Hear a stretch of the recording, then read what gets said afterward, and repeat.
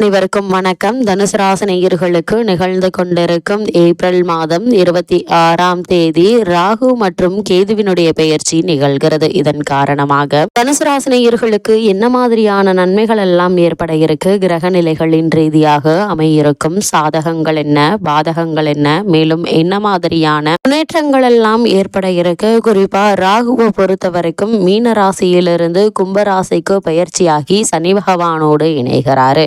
அதே போல் கேதுவை பொறுத்த வரைக்கும் கன்னிராசியிலிருந்து சிம்ம ராசிக்கு பயிற்சி ஆகிறாங்க. பின்னோக்கி நகரக்கூடிய இந்த கிரகங்களுடைய நிலையின் காரணமாக தனுசு ராசினியர்களுக்கு என்ன மாதிரியான முன்னேற்றங்கள் எல்லாம் ஏற்பட இருக்கு. குறிப்பா இத்தருணங்கள்ல கிரகங்களுடைய சஞ்சார நிலைகள் என்ன என்று பார்க்கும்போது மேஷத்தில் சூரியன் உச்சம் பெற்றும், ரிஷபத்தில் குரு பகவானும், கடகத்தில் செவ்வாய் நீச்சம் பெற்றும், சிம்மத்தில் கேதுவும், கும்பத்தில் சனி பகவானும், ராகுவும், மீனத்தில் சுக்கிரனும் புதனும் இணைந்து சஞ்சரிக்கிறாங்க. இந்த கிரகங்களுடைய சஞ்சார நிலைகளின் காரணமாக தனுசு ராசினியர்களுடைய வாழ்வில் குடும்ப சூழ்நிலை ரீதியாக உத்தியோகம், தொழில், வியாபாரம், கலைத்துறை, அரசியல் துறை, மாணவ மாணவிகள், விவசாய துறையினர், பெண்மணிகள் என அனைவருக்குமே என்ன மாதிரியான நன்மைகள் எல்லாம் ஏற்பட இருக்கு என்பது குறித்தான முழுமையான பதிவு தான் இந்த வீடியோல நம்ம விரிவா பார்க்க போகிறோம். அந்த வகையில் தனுசு ராசியை சேர்ந்த மூலம், போராடம், உத்திராடம் முதல் பாதம் வரை உள்ள நட்சத்திரக்காரர்களுக்கு ராகு மற்றும் கேதுவினுடைய பெயர்ச்சியை பொறுத்த வரைக்கும்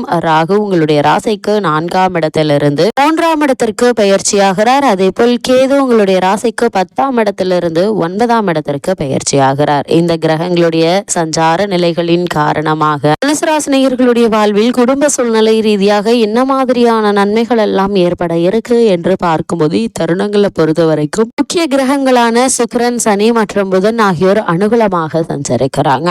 மற்ற கிரகங்களுடைய சஞ்சார நிலைகள் அவ்வளவு சாதகம் இல்லை என்றாலும் கூட பாதகமும் இல்லை என்பதே சித்தமான உண்மையா அமைஞ்சிருக்கு.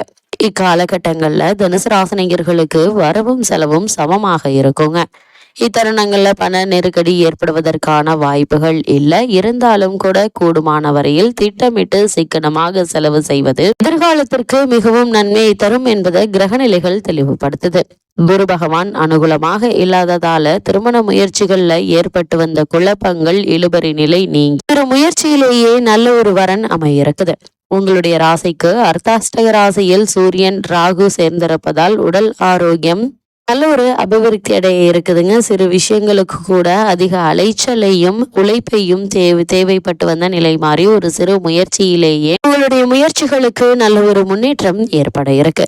குறிப்பா உங்களுடைய ராசிக்கு ருணரோக சத்துருஸ்தானத்தில் ராசிநாதனாகிய குரு பகவான் சஞ்சரிப்பதால குடும்பத்தில் ஒற்றுமை அதிகரிக்க இருக்குங்க.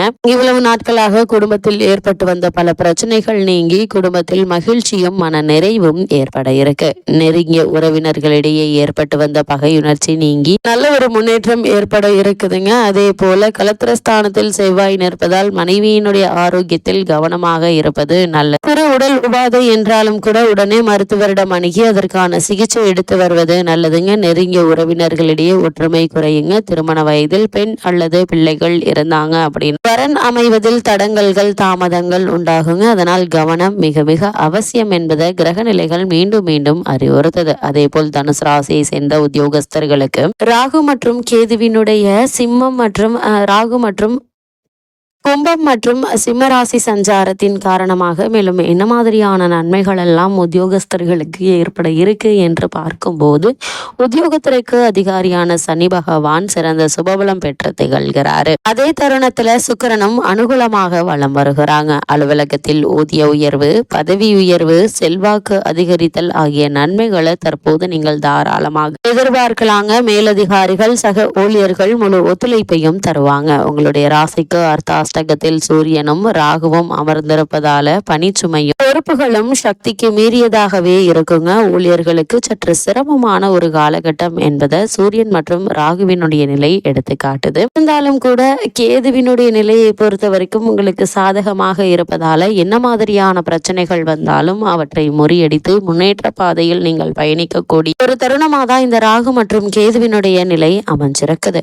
அதே போல கேதுவினால பொறுப்புகள் அதிகமாக இருக்கும் என்பதை கிரகநிலைகள் தெளிவுபடுத்துதுங்க. உங்களுக்கு கொடுக்கப்பட்ட பொறுப்புகளை நீங்கள் சரிவர செய்து முடிப்பதன் மூலமாக மேலதிகாரிகளுடைய ஆதரவு, நிர்வாகத்தினருடைய பாராட்டுதல்களும் கிடைக்க இருக்குதுங்க. இதன் காரணமாக காரணமே இல்லாமல் உங்களுக்கு மறுக்கப்பட்டு வந்த பதவி உயர்வு, ஊதிய உயர்வு, உத்தியோகத்தில் கிடைக்க வேண்டிய சலுகைகள் ஆகியவற்றை தற்போது நீங்கள் தாராளமாக எதிர்பார்க்கலாம். அதே போல் தனுசு ராசியை சேர்ந்த தொழில் மற்றும் வியாபாரம் செய்பவர்களுக்கு மேலும் என்ன மாதிரியான நன்மைகள் எல்லாம் ஏற்பட இருக்கு என்று பார்க்கும்போது சந்தை நிலவரம் சற்று கடினமாக இருக்கக்கூடும் என்பது அர்த்தாஷ்டக ராசியில் சஞ்சரிக்கும் சூரியன் ராகுவினுடைய நிலையும் ருண சத்ருஸ்தானத்தில் குரு பகவானுடைய நிலையும் எடுத்துக்காட்டுது. தொழில் ஸ்தானத்தில் கேது இருப்பதும் எடுத்துக்காட்டுதுங்க. நியாயமற்ற போட்டிகள் அதிகமாக இருக்குங்க. உங்களுடைய பொருட்களுக்கு சந்தையில் எதிர்பார்த்திருந்த விலை கிடைப்பது சற்று கடினம் தாங்க. இருந்தாலும் நஷ்டம் ஏற்படுவதற்கான வாய்ப்புகள் கிடையாதுங்க. குருவினுடைய நிலையினால் வங்கி மற்றும் நிதி நிறுவனங்கள் ஒத்துழைக்க மறுப்பாங்க. கூட்டாளிகளும் பிரச்சனைகளை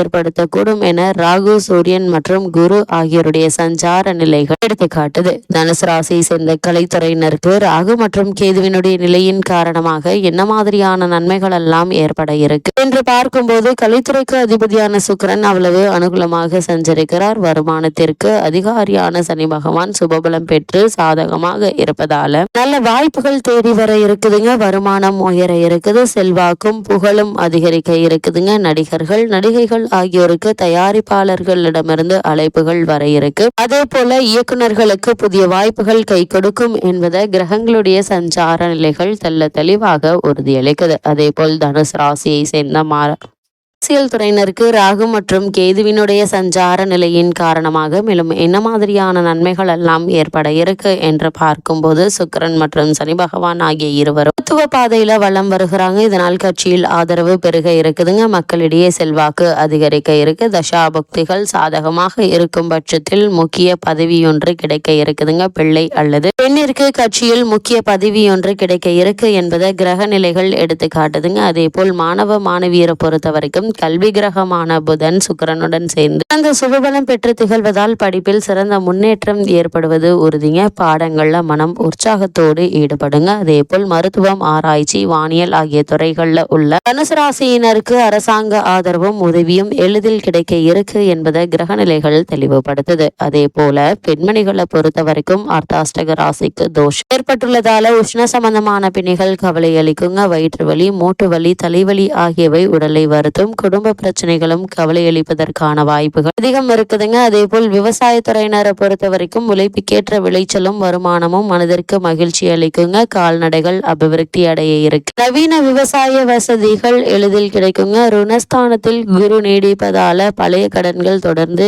கவலை அளித்து வந்த நிலையில அவற்றை அடைத்து நிம்மதி பெறக்கூடிய ஒரு தருணமாக தான் இந்த ராகு மற்றும் கேதுவினுடைய பெயர்ச்சி அமைஞ்சிருக்குது. தனுசு ராசினியர்களுக்கு கிரக நிலைகளின் ரீதியாக கூறப்படும் பரிகாரம் என்று பார்க்கும்போது வியாழன் மற்றும் வெள்ளிக்கிழமைகள்ல மாலையில் அருகில் உள்ள திருக்கோவில் ஒன்றில் மண் அகல் விளக்கில் நெய் தீபம் ஏற்றி வாங்க. எண்ணற்ற நன்மைகள் உங்களுடைய வாழ்வில் ஏற்படும்.